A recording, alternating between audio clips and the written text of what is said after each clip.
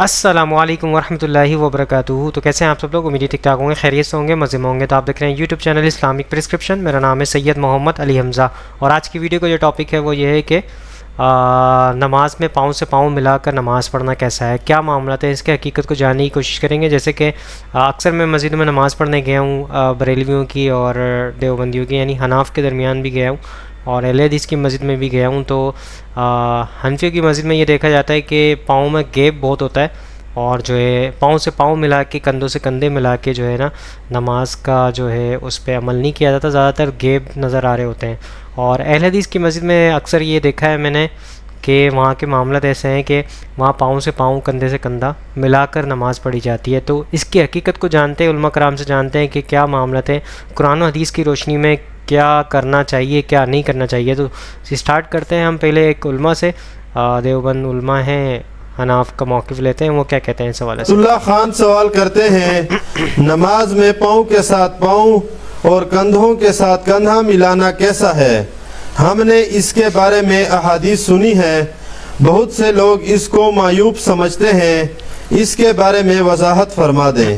فرات اللہ خان صاحب، جو لوگ معیوب سمجھتے ہیں ان کے دل میں دین کا علم نہیں ہے، شاید دین کا درد ہو، دین کا علم نہیں ہے، اس وجہ سے معیوب سمجھتے ہیں۔ تو حدیث پاک میں رسول اللہ صلی اللہ علیہ وسلم کی حدیث پاک موجود ہے، حضرت امام بیہقی رحمۃ اللہ علیہ نے سنن بیہقی میں نقل فرمایا ہے، حضرت عبداللہ بن عمر رضی اللہ تعالیٰ عنہما کے واسطے سے ہیں کہ کندھے کو کندھے کے ساتھ ملائیے۔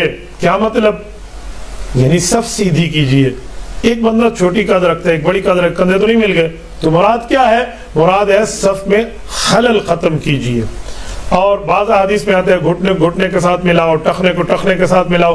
تو ٹخنے اور گھٹنے کو ملانے کا کیا مطلب ہے؟ تو آپ بہت آسانی سے سمجھ سکتے ہیں۔ حافظ ابن حجر اسقلانی رحمۃ اللہ علیہ صحیح بخاری کے شارح ہیں، انہوں نے صحیح بخاری کی فتح الباری شرح کی دوسری جلد میں لکھا ہے کہ ٹخنے اور گھٹنے ملانا تو بظاہر ناممکن ہے، یہ تو محال ہے، مل نہیں سکتا، امپاسبل ہے۔ تو اس کا مطلب کا حدیث پاک میں بتایا جا رہا ہے کہ صف سیدھی ہونی چاہیے، وہ ٹخنا سمجھایا گیا، وہ گھٹنا سمجھایا گیا، یہ نہیں ایک دوسرے کے ساتھ چپکانا، یہ مراد نہیں ہے۔ المبالغہ، اس سے سمجھایا جا رہا ہے، اور بات کو مزید وضاحت سے بتایا جا رہا ہے کہ آپ اپنی صف کو سیدھا کریں، یہ نہ گھٹنے کے ساتھ گھٹنا چپکا دیں، ٹخنے کے ساتھ ٹخنا، تو صف سیدھی ہونے کے بجائے ٹیڑھی ہو جائے گی۔ تو یہ جو کندھے کے ساتھ کندھا اور یہ چیزیں دراصل یہ ہے صفوں کی درستگی، کہ آپ صفوف کو سیدھا کیسے کر سکتے ہیں۔ حدیث پاک میں اگر صف سیدھی نہ ہوئی، صف ٹیڑھی ہوئی، تو رب تمہارے دلوں کو ٹیڑھا کر دے گا، ایک دوسرے سے تمہارا بگاڑ اور لڑائی کا معاملہ آ جائے گا۔ اس لیے اس معاملے کی وضاحت سمجھیے۔ جو لوگ معیوب سمجھتے ہیں شاید وہ اس دینی معاملات کی بات کی سمجھ نہ رکھتے ہوں، اس لیے بیچارے معیوب سمجھنا شروع ہو گئے ہیں۔ تو آپ ان کو آسانی سے، پیار کے ساتھ، محبت کے ساتھ، واعظ اور نصیحت اور تصدیق کے ساتھ سمجھائیے، تو انشاءاللہ ایسا کوئی معاملہ نہیں ہوگا۔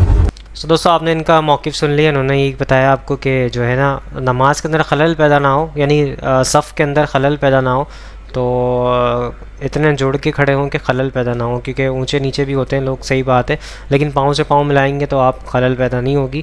تو یہ آپ کے سامنے موقف تھا۔ آگے چلتے ہیں، طارق مسعود صاحب کیا کہتے ہیں اس حوالے سے، ان کا موقف لیتے ہیں۔ کندھے سے کندھا اور پاؤں سے پاؤں ملانے کی حدیث میں آتا ہے کہ نماز میں کندھے سے کندھا ملاؤ اور پاؤں سے پاؤں ملا کر نماز پڑھنی چاہیے۔ اس پر عمل کی صحیح صورت کیا ہے؟ عابد حیدرآباد۔ دیکھیں، ایک ہی ٹائم پہ کندھا ملانا اور ایک ہی ٹائم پہ پاؤں سے پاؤں جوڑنا یہ ممکن ہی نہیں ہے، تجربہ کر کے دیکھ لیں۔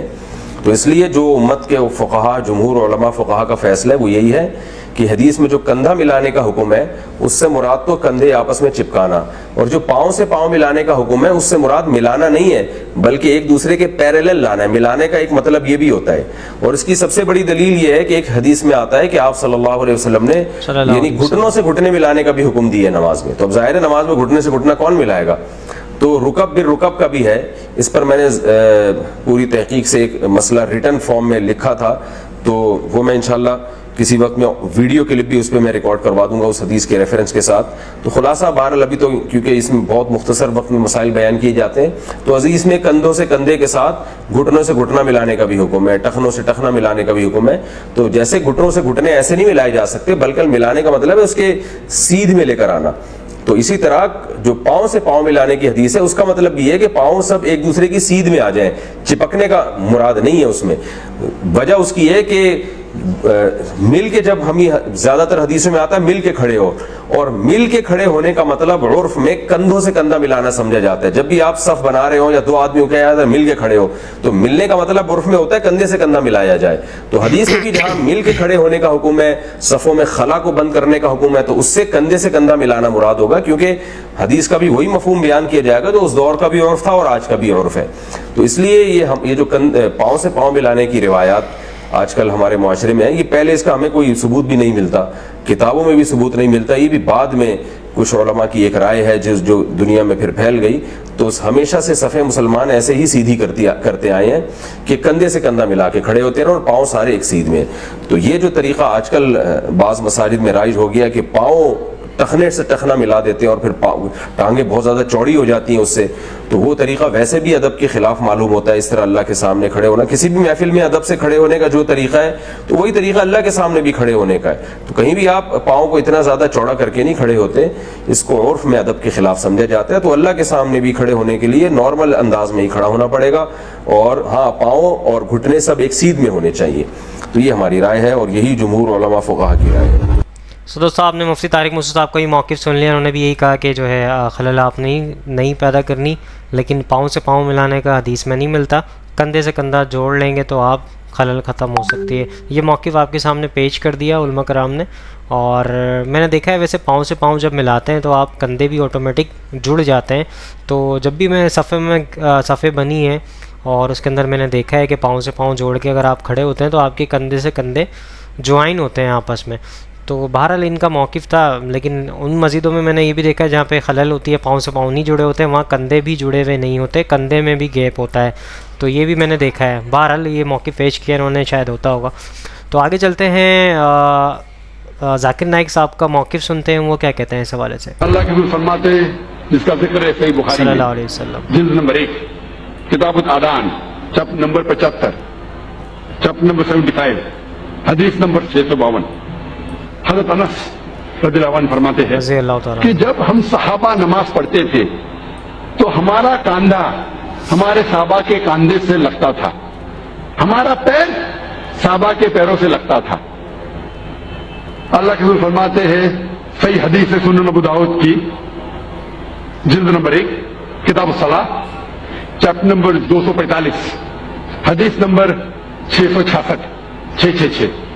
अल्लाह के रसूल नमाज शुरू करने के पहले पलटते और कहते हैं कि अपनी कतार को सीधी करो, स्ट्रेटन योर रोज, और कोई जगह बीच में मत छोड़ो, और जगह को करीब करो ताकि शैतान आपके बीच में ना आए।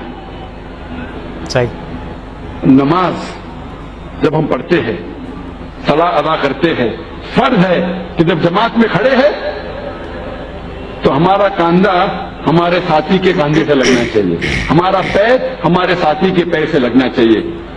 चाहे जो आदमी आपके करीब, चाहे दो लोग खड़े हैं साथ में, चाहे राजा या फकीर, गरीब या अमीर, गोरा या काला, पीला या घेवा, अगर नमाज के लिए, सलाह के लिए साथ खड़े हैं तो फर्ज है कि वो कांधे से कांधा मिला के नमाज पढ़े। ये इस्लामी भाईचारा है, फर्ज है। सो दोस्तों, आपने डॉक्टर जाकिर नाइक का मौक़िफ़ सुन लिया। उन्होंने कहा कि हदीस भी आपके सामने पेश कर दी, 666 करके हदीस आपको बताई जाकिर नाइक साहब ने, आप चेक कर सकते हैं। कुरान की आयत से भी बताया आपको कि जो है कांधे से कांधा और पाँव से पाँव मिलना चाहिए ताकि शैतान उसमें दाखिल ना हो सके सफ़ के अंदर। तो आगे चलते हैं, इंजीनियर मोहम्मद अली मिर्ज़ा साहब का मौक़िफ़ भी ले लेते हैं, वो क्या कहते हैं इस हवाले से। नमाज में पाँव के साथ पाँव मिलाने की हदीस अगर बता दें कौन? सही बुखारी में मौजूद है। अच्छा, और ये मुझे अब इसलिए याद आ कि अगले दिन किसी ने पूछी थी, सही बुखारी में 725 नंबर है, इंटरनेशनल नंबरिंग पे। 725 लो जी, कि वो सहाबी कहते हैं कि नबी इस्लाम हमसे सफ़े सीधी करवाते थे, यहाँ तक कि हम में से एक का पाँव दूसरे के पाँव से मिल जाता था और कंधे दूसरे से मिल जाता था। मिलने के अल्फाज है, सीध के अल्फाज नहीं है। ये लोग कहते हैं नहीं ये सीध है, उसमें जो अल्फाज मौजूद है ना सही बुखारी में, मैं आपको पढ़ के बता देता हूँ। ये पढ़ी हुई नहीं है, पढ़ी हुई है। नवा काम शुरू हो गया ना, निशान नहीं लाया, चूंकि नंबर याद है, मैं कट लेना। 725 है, 724 के ऊपर पूरा बाब है वो वाला, 725 है। हाँ, अनस इब्न मालिक कहते हैं कि नबी इस्लाम जब फरमाते अकीमु सुफूफकुम फइन्नी अराकुम मिन वराइ ज़हरी, नबी इस्लाम फरमाया अपनी सफ़े सीधी रखा करो, मैं तुम्हें पीठ के पीछे भी देख रहा होता हूँ, क्योंकि नबी इस्लाम को पीछे नजर आता था, ये आपका मोज़ा था, आपको 360 डिग्री का विजन नजर आता था, इन दो आंखों से यहाँ भी नजर आता था, बगैर आंख के भी। अनस इब्न मालिक कहते हैं नबी इस्लाम जब हमें कहते हैं ना अपनी सफ़े सीधी रखा करो, मैं तुम्हें पीछे से देख रहा हूँ, वकाना अहदुना युलज़िकु मनकिबा बिमनकिबी साहिबी व क़दमहु बिक़दमी।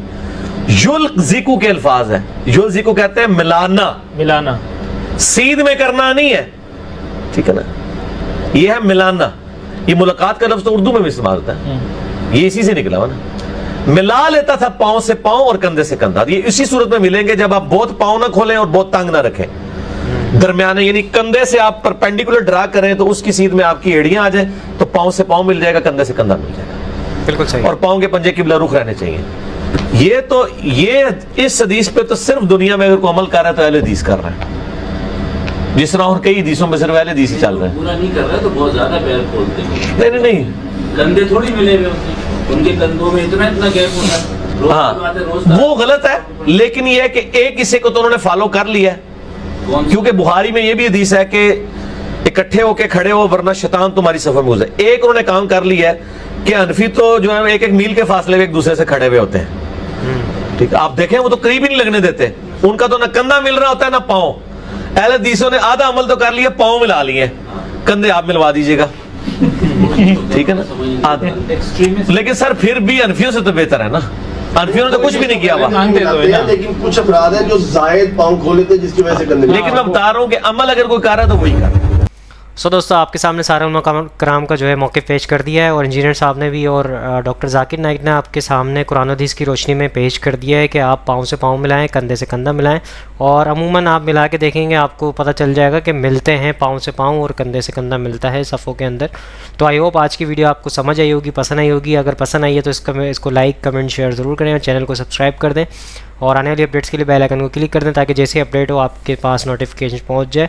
और इस वीडियो को ज़्यादा से ज़्यादा लोगों तक शेयर करें ताकि हक बात लोगों तक पहुंचे और आप भी सदके जारी में शामिल हो जाए। इंशाल्लाह नेक्स्ट वीडियो में मुलाकात होगी, यहाँ पे दीजिए इजाज़त। दुआ में याद रखिएगा, अपना ख्याल रखिएगा। अल्लाह हाफ़िज़, फ़ी अमानिल्लाह। ऐ खुदा जिसने की जुस्तजू मिल गया उसको तू, सबका तो हो रहनुमा।